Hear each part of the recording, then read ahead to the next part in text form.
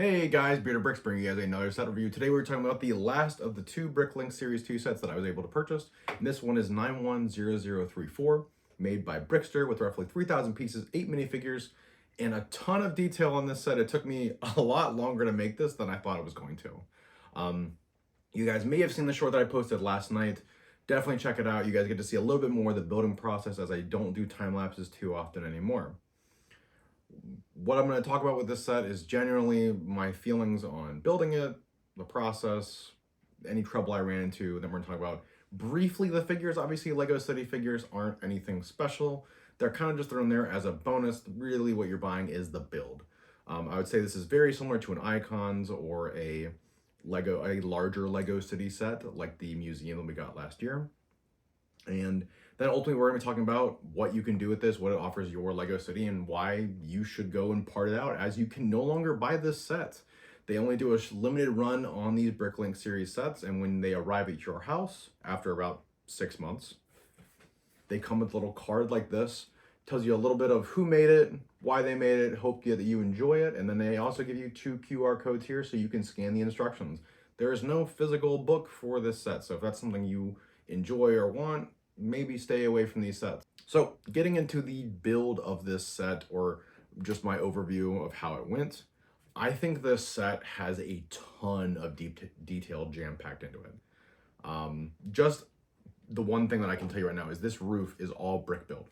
There is no like gaps. It is like almost one huge piece, and they use Technic rods and poles and a ton of little pieces, as you guys can see here, just to put it together, and it really achieves that really unique arch look that Lego strives to achieve with some of their less custom builds.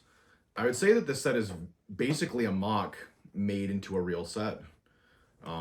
Very similar to the Mushroom House, the review that I did last week.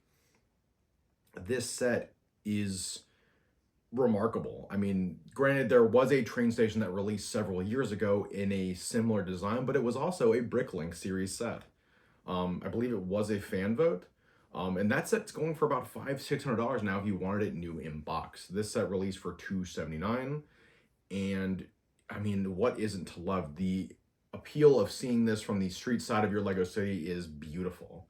I'm gonna give you guys a quick side and back view of this set, and then we'll continue talking.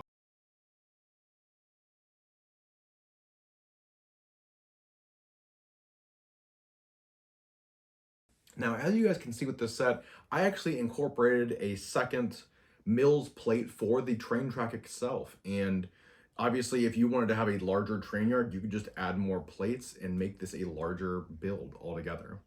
But talking about what this set offers you, you do get the main walkthrough area in the middle here with a ton of detail.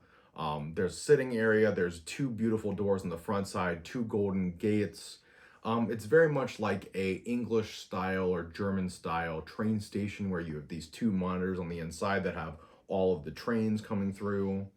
What you would traditionally get from a modern train station nowadays, even though in some parts of the world, traveling by train is more of an exotic experience nowadays than what it was 100 years ago.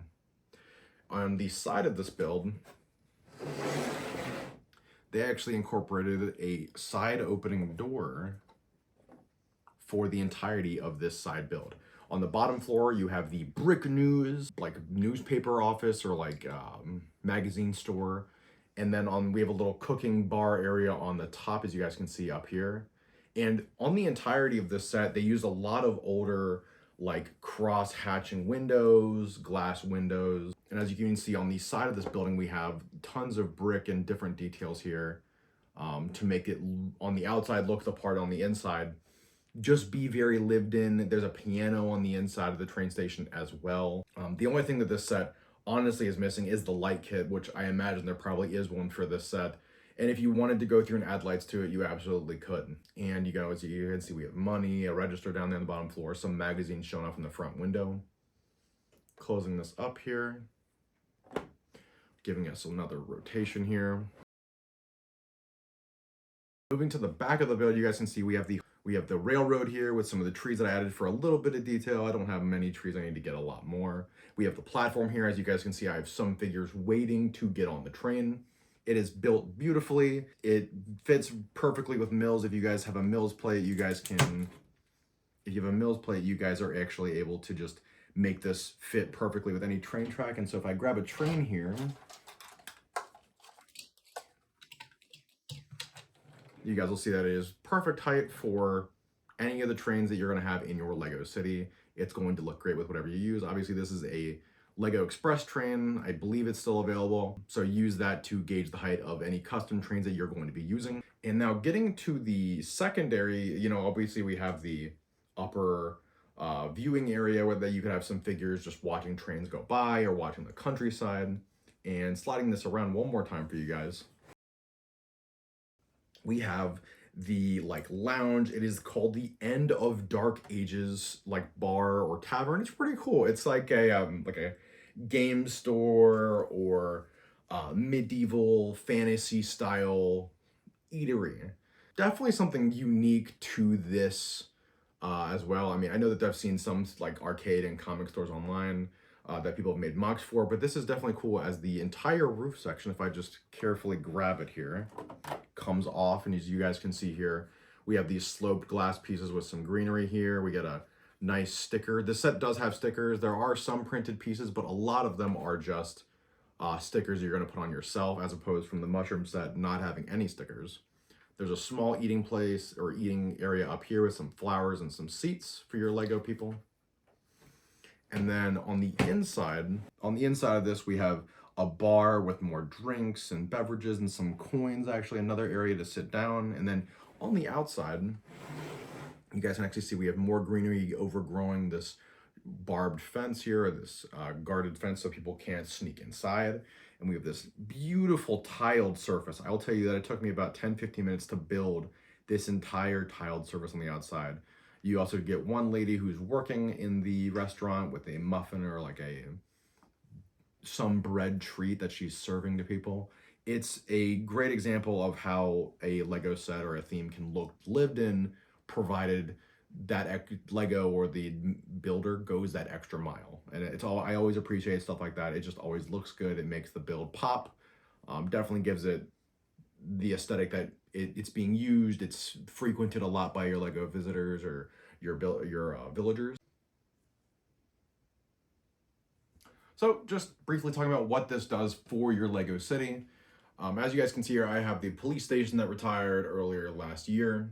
And just by having these two sets on mills plates next to each other, you guys can see that they're comparable in size. So any, you know, icons, ideas, Marvel, any large city sets you guys have, this will fit perfectly in the smaller or like city size stuff. If you're going for like a large metropolitan area or you have skyscrapers, it might look a little small comparatively, but with these Lego sets that they have for ideas or the master builder or the creator stuff, it looks really good. They are very comparable. You know, if I wanted to run more train track to the right here and have it go out into the countryside, I could absolutely do that with ease.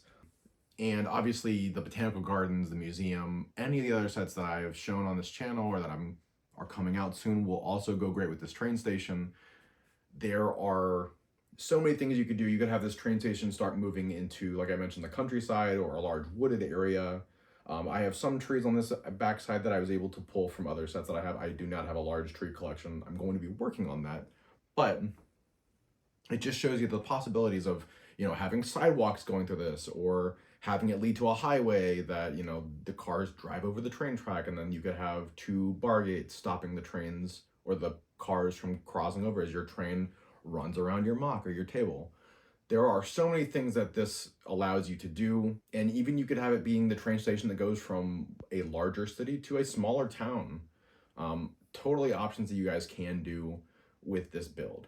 And the reason I picked the police station is also just showing the colors with this set that match with this. It also would match with the creator town city center that came out a couple years ago that I believe might be retired now.